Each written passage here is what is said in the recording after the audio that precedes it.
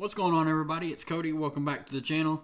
Sorry if I have to take a couple breaks. I've got a head cold and this cough is, it's whooping me. But I just want to say thank you. I went over 300 subscribers on the channel. Really awesome. It's the growth from the start of the season has just been insane. Live streams have been popping off. I mean, we're getting big numbers from me, concurrent viewers. Just really thankful. But that's about where my thankfulness ends.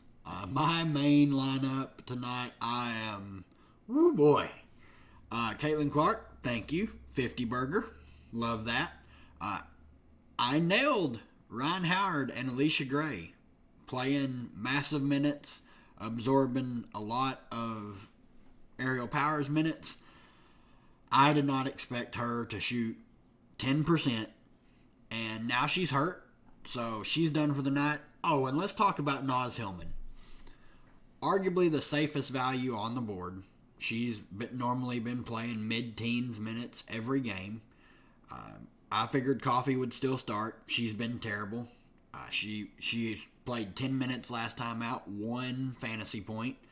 Obviously at 3%, she turns into prime James Harden. Can't miss from 3. Multiple blocks. Just stuff in the stat sheet. Naz Hillman plays 6 minutes and gets a block and has not re-entered the game. Probably done for the night. They're actually playing Kabaj over her. Just is what it is. It's gross. Tanisha Wright, shoot her into the sun. She's the worst coach in the WNBA. It's not even close. Christy Sides clears in every category. But just stone dead. Probably going to try and make pivots off of Asia. But I don't think there's any way I can cash.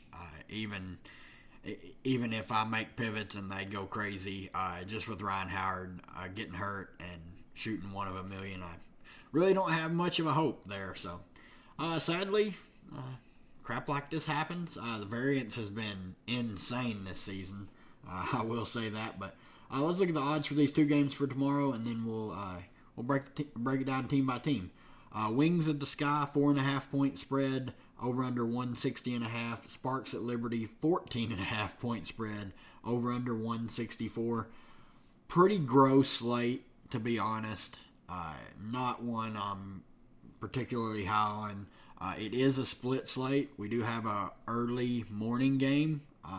Dallas and Chicago, 11 a.m. my time, Central Standard. And then Sparks, Liberty, 6 o'clock tomorrow evening. It's pretty bad. Let's 5K to first, which is fine. I mean, when you got a slate that starts at 11 a.m., I was not expecting a big prize pool up top. There is a 10K to first showdown for Sparks Liberty tomorrow night, which is nice. Dallas, man, they are just beat up. Enrique is questionable. Luckily, it is the early game. We will get this news before lock. I don't know why they play her. I would rest her until she's fully healthy. They have no reason to play her here with Maddie, who is now out. It's just ridiculous. Natasha Howard's doubtful. I'm not expecting her to play. Really, I mean, Mo Billings had a crazy, she flirted with a triple-double, 15, 10, and 9, 7 to 12 shooting. She's going to have to soak up even more usage with Maddie off the floor. Maddie took a step forward usage-wise. I mean, 8 of 17. She did grab some rebounds. I really don't know what to expect. Big T, 9K. Obviously, big upside. But if I'm Chicago, as soon as she gets the ball, I'm doubling her, and forcing them to beat me shooting the 3 ball. I would not let Big T beat me. So she's a contrarian, spend up at 9K. Uzin, 5,800, should have to play massive minutes. Played 31 last time out against Minnesota. I'm expecting at least that, maybe even more, maybe closer to the 34-35 range. She had a good game, shot the ball really well, pitched in on the peripheral stats. Don't mind her. Kalani Brown is going to play every minute that Big T doesn't. They typically won't play both together. Eventually they may have to because both of them out there together probably is the best way to have a coherent offense. But I don't expect them to play together. So Kalani will play every minute that Big T does not. JC Sheldon, I'm expecting her to start, assuming Enrique is out. She has some upside, obviously 3,600, just a plug and play. Just minutes have been ticking up. She can pitch in pretty well everywhere. She's going to get you some peripheral stats. She's a good defender. She can hit some threes. Lou Lopez going to play off the bench. She saw 14 minutes. She can shoot it. Don't mind her as a punt play. She should play 15 to 20 minutes off the bench. I mean, they're just so short-handed. Birch is not even in the player pool. She signed with them. She may have to play. Suarez, 3,200. She saw 11 minutes, 1 fantasy point. I personally can't play her.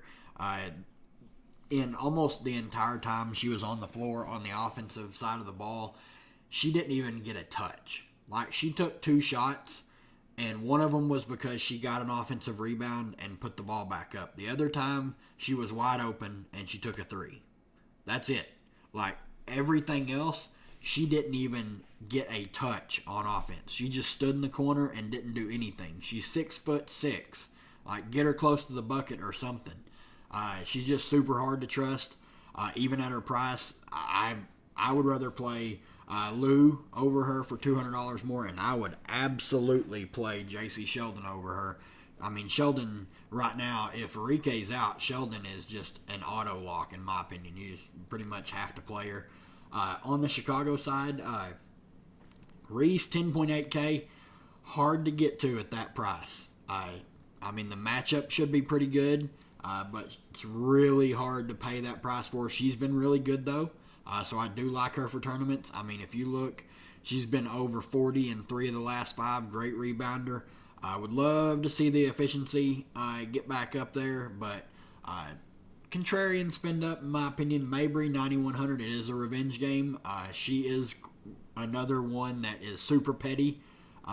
Last game, the usage was back. 22 shot attempts, played 37 minutes. The peripheral stats have been down, but obviously big scoring upside. Good matchup here. Kennedy Carter, 8,300. Assuming she starts again, I'm expecting her to. I love her at this price. She plays so fast. I imagine they put J.C. Sheldon on her, and that will be a fun matchup. But I love Carter at 8,300, assuming she starts. Cardosa, 7,900. I like her as well. She's playing big minutes. Saw 35 last time out. Garden Big T, they'll need her size out there. 7,900 seems fair. Dana Evans, 6,900 is fine. If she comes off the bench again, they may start her over Lindsey Allen. She played better than Lindsey did. But either way, Evans is a fine play. Not someone I'm prioritizing, but fine either way. Harrison, 5,400. Minutes are everywhere with her. She's a good fantasy point per minute player when she's out there for the most part. It is a revenge game for her as well. And Dallas kind of did her dirty, not giving her any run her last year there. I do have some interest in her, but it's hard to prioritize her when there's such good other value that we've already talked about some, and we're gonna talk about some more shortly. Lindsey Allen, 4,900, just not a good fantasy point per minute player. I don't think she's needed on this slate, even if she starts. Oni Inwer, Kiersey, and Bree Turner, I have no interest on this slate. On the Sparks, Hamby, 11.5. Price is really high. She's not been good these past few games. I mean, this last game she only took 8 shot attempts, and like the peripherals really weren't there. Tough matchup for her. Probably a fade for me. It's so hard to prioritize spending up for her if you're making one lineup over like the New York Stars, especially. Brink did tear her ACL. Absolutely gut punch. Like I hate that for her, especially since she was going to be in the 3-on-3 at the Olympics. It's a brutal loss for the Sparks, and for her development. The floor at the Connecticut game last night was a joke. I don't know what was going on. People were sliding all night. Aerie, 7,500. She's fine. She's been really, really consistent of late. I have no issues playing her. Matchup is okay. Rakia Jackson, 7,100. Only saw 25 minutes. Did not shoot the ball well, but pitched in the peripheral stats. I don't mind her as a tournament play at 7,100. Lexi Brown, 6,600 is fine. She's going to play around 20 minutes. The ceiling really hasn't been there for her. But let's talk about Lee Yuru. 26 minutes against Connecticut. Right after Brent got hurt, she played a ton of minutes. Shot 5 of 6. The peripheral stats were down. I would expect her to grab some more rebounds under normal circumstances. But she can shoot and she can play. 5,300. Sign me up. Auto play for me. Her and Sheldon, and then you just figure out the rest. Clarendon, 4,500. Played 11 minutes. 9 fantasy points. I mean, almost a fantasy point per minute, but not for me. Coming off the bench. Nurse, really hard to prioritize playing her with all the other value out there. I just will never play them over the value that we have, like Sheldon and Uru. Burrell, I mean, minutes just aren't consistent. Talbot, I have some interest in. She saw 26 minutes. She is the other big, and they don't have very many. Like, they have Talbot, Uru, and Wnba. They can play Rakia Jackson at the 4 if they need to, but, I mean, Uru or Wnba is going to be on the floor at all times playing the 5. And then you're going to have Rakia Jackson or Talbot out there at the 4 or at the 3. So I do like Talbot for value at 3,300. I think she's a fine play. The floor is really low, but she can shoot it. Like, she's not a terrible shooter. She's just super passive. She just doesn't take very many shots. So 3,300 is, I mean, it's practically free. If she gets you 10 fantasy points, you're doing a backflip. The Liberty, big blowout concerns here. That's my only issue with this game and targeting Liberty players. But, I mean, if the game stays competitive, the Liberty should absolutely nuke here. Stewie, huge game against Phoenix. Played 36 minutes, 54 fantasy points. Shot 10 of 15, 4 of 4 from 3. The 3 ball started to land. The peripherals were down, but the stocks were up. The points were up.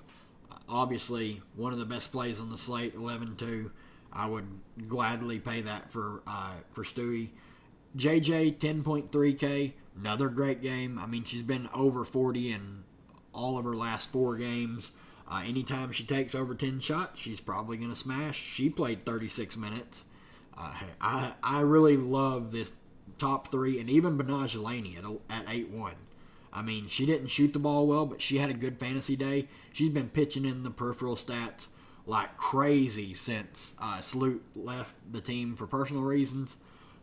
Sabrina, love her at 9,600. Anytime she's under 10K, I have a lot of interest. And then add on the fact that Slate is out. 15 peripheral stats in back-to-back games with 14 before that. She can fill it up shooting the ball wise as well. Love her at the top for guards. Not expecting Slate to play. She's doubtful. I don't even think she's with the team currently. Febich, really disappointing last time out, but still played 20 minutes. Shot 1 of 5. Did not get very many peripheral stats. That is where she can make her hay, and if she hits a couple threes, it's just a bonus. But even her, I don't think she's needed on a slate like this. There's just so much value with Dallas and the Sparks that it's shaping up to be a pure stars and scrubs build. It's going to be a lot of hand holding, but on a 2-game slate, you can try and get different, maybe by leaving salary or just hold hands. Like, there's really not a lot of ways to get different on a 2-game slate when the value is so clear and the best plays are just as clear. Thornton, not someone I'm ever crazy about playing. She did have a good game, played 22 minutes, 22 fantasy points, shot well from 3. You can play her, but she's not been good of late, and they're pretty set on playing Phoebich and Thornton about the same, about 20 minutes each. Burke is fine off the bench, but like I said, there's just so many other better value plays that I would not recommend playing Burke, Dokic, or Davis. But that's going to do it for me, guys.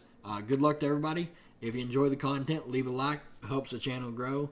Hit the subscribe button so you never miss a video, and we'll see you later.